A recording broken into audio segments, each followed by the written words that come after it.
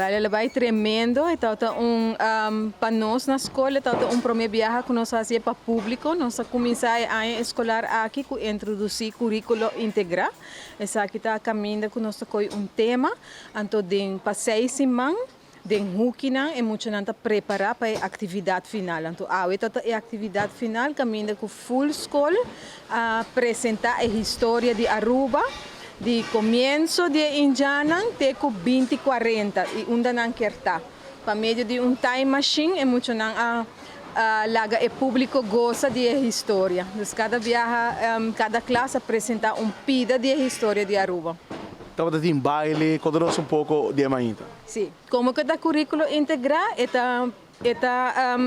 mais que VAC. Então, vamos imaginar que de huki é muito também com matemática, mas à vez também com música, é por também com idioma, mas à vez com drama. Então, tem drama, tem música, tem obra de mão, tour turcos, é muito não trabalhar junto com o maestro. Então, tour decoração turcos, a própria obra de emocional. Maior dan também estava involucrado nisso aqui?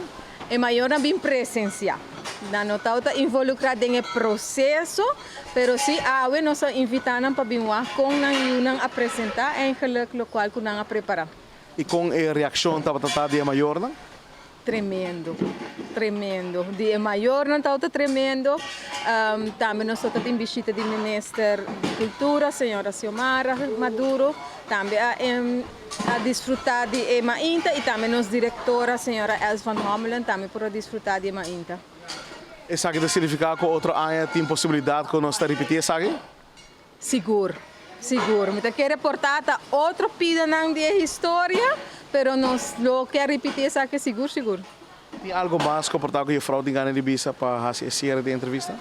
Sim, me quero tomar a oportunidade aqui para publicamente agradecer meu time completo que a trabalho duro, usando a criatividade, na paciência, na perseverança para aumentar dia com super exitoso. De sim, o time lo não logra. So, thank you, ladies e Rodrigo, que também é parte do time.